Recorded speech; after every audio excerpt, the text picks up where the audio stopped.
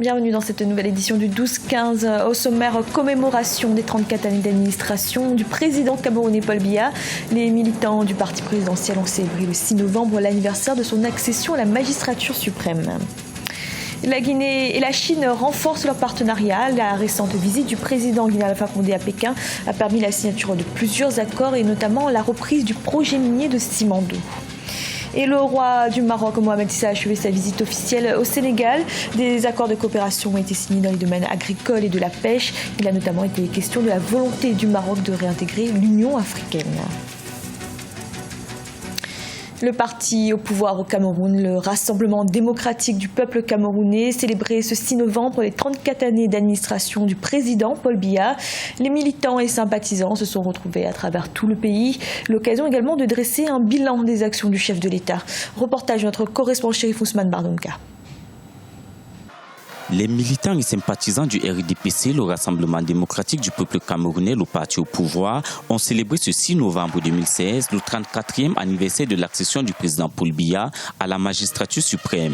Une célébration dominée par des meetings populaires à travers le territoire national, meublée par des conférences, débats, des activités sportives et culturelles, ainsi que des marches de soutien. Une occasion de relever les actions menées par l'homme du renouveau.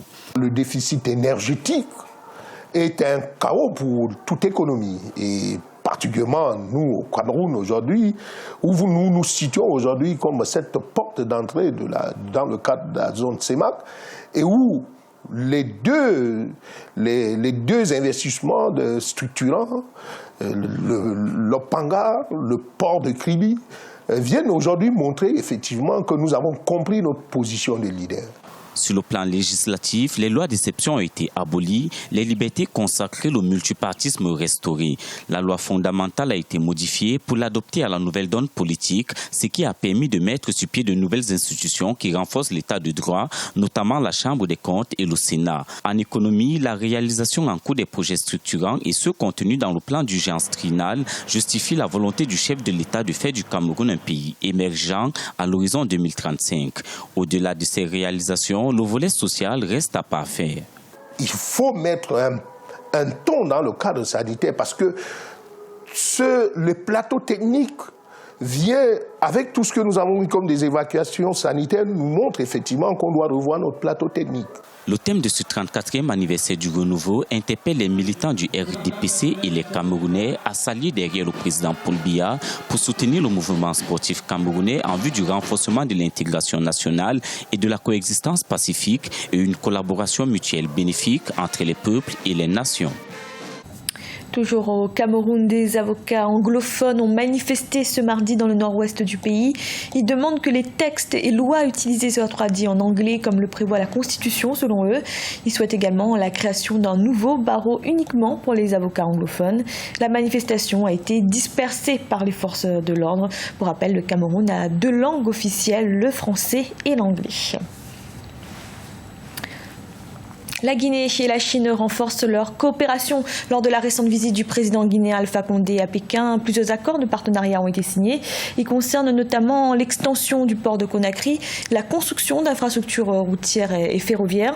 Il a également été convenu de la reprise du projet minier de Simandou. Reportage de notre correspondant Emmanuel Milimono. L'un des premiers et déterminants succès de la visite du président Alpha Condé en Chine est la relance du géant projet minier d'exploitation du fer du mont Simandou.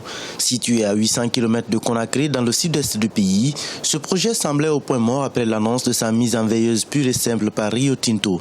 C'est désormais officiel, Chinalco prend la totalité des parts du géant anglo-saxon. Nous sommes très riches en matières premières. Vous savez que nous avons le mineur de fer le plus riche au monde. Malheureusement, Rio Tinto a gelé notre mine pour mettre en valeur leur mine. Aujourd'hui, grâce à l'accord avec Chinalco, nous pouvons avoir l'espoir que Simandou va démarrer. Donc, dans l'accord stratégique, la Chine a les moyens de financer la technologie. La Chine va nous accompagner pour les infrastructures routières. Vous savez comment les rues de la Guinée sont dégradées aujourd'hui, que ce soit Conakry ou la route Koya, Daboula, etc. La route Kankan-Madiana, la route Beila-Kankan, etc. La route Mamou-Labé, la route Bokeh-Gawara, etc. Outre le projet minier de Simandou, la visite du président Alpha Condé a aussi permis de signer de nouveaux projets dans le cadre du développement des infrastructures en Guinée. Parmi ces accords figurent l'extension du port de Conakry, la construction d'infrastructures routières et ferroviaires, la construction d'aéroports ainsi que le renforcement de la production énergétique. Dans l'accord stratégique, la Chine va nous accompagner pour les infrastructures routières, mais aussi ferroviaires, le chemin de fer Conakry, Kankan, Bamako, sur le port de Conakry. Et la zone industrielle que nous allons faire dans la région de Bokeh et Bofa, mais aussi l'énergie après le barrage de Swapiti. Nous allons faire le barrage de Koukouramba et d'autres barrages ainsi que l'énergie solaire. La Chine va nous accompagner dans l'agriculture en nous fournissant des semences améliorées, en nous accompagnant pour l'aménagement.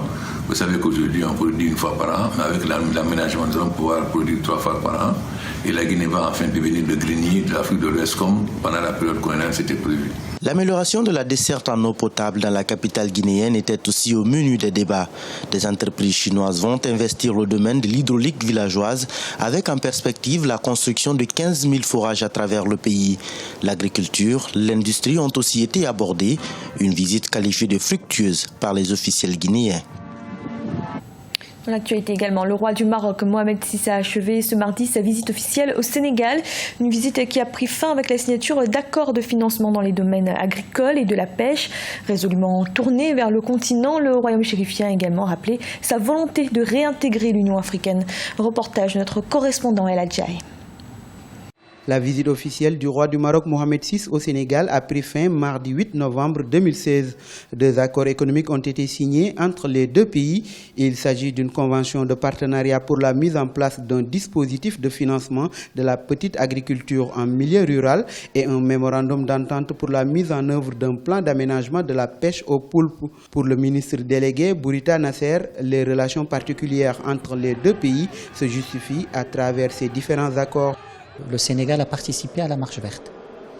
En 1975, lorsqu'il y a eu ce glorieux événement, 11 pays ont été aux côtés des Marocains, aux côtés du Maroc, pour le recouvrement des provinces du sud du royaume. Deuxièmement, depuis le déclenchement de ce conflit artificiel autour de la marocanité du Sahara, la position du Sénégal a été toujours claire, forte et constante. Le Sénégal a toujours été à l'avant-garde de la défense de l'intégrité territoriale du Maroc. Après le Rwanda, la Tanzanie et actuellement au Sénégal, cette mini-tournée africaine marque l'engagement du Maroc à revenir en force dans l'Union africaine qu'il avait quittée 32 ans après. Selon certains, la réintégration du royaume chérifien dans l'Union africaine est stratégique car cela permettra au Maroc de maintenir sa position sur le Sahara occidental. Par rapport à la question du Sahara, il y a eu des manipulations, il y a eu des données erronées, il y a eu des rapports qui sont en contradiction avec la réalité du dossier, il y a eu des décisions qui sont prises et qui sont en contradiction avec les positions des Nations Unies, avec les positions des pays africains. Et comme je l'ai dit, bien sûr, ce retour permettra au Maroc de corriger ces données erronées, de faire face à ces manipulations et de défendre ses positions de l'intérieur. Ça permettra également au Maroc d'empêcher que l'Union africaine ne soit l'outil de certains dans ce dossier-là. En attendant de réintégrer officiellement l'Union africaine, le roi Mohamed VI engage une offensive diplomatique sur le continent. Il a annoncé la tenue d'un sommet des présidents africains en marge de la COP22 qui a démarré depuis ce lundi à Marrakech. Au Congo, les premières assises nationales de l'entreprise congolaise ont débuté ce mardi 8 novembre. L'événement a lieu au Palais des Congrès de Brazzaville. Il est organisé par le ministère des Petites et Moyennes Entreprises, de l'Artisanat et du secteur informel. Des assises qui s'inscrivent dans le programme de réforme structurelle. Reportage de notre correspondant d'Eva Panzou.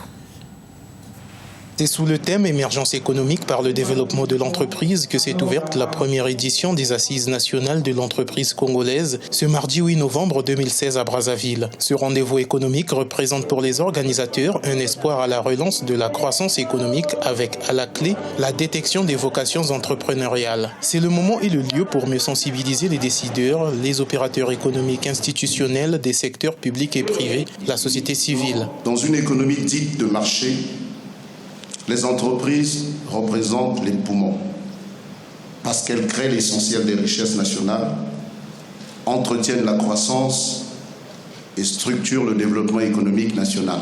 Le Congo dispose d'un potentiel énorme allant des industries extractives, du potentiel touristique et des terres arables encore inexploitées. La forte demande sociale illustrée par un taux de chômage des jeunes assez élevé devrait encourager la jeunesse à l'entrepreneuriat. Mais aujourd'hui, certains entrepreneurs accusent le gouvernement de ne pas jouer son rôle de soutien aux PME. Au niveau du ministère des petites et moyennes entreprises, vous avez le fonds de garantie qui est mis à la disposition des artisans. Mais ces fonds de garantie, je vous l'assure, la majorité des entrepreneurs n'en bénéficient pas.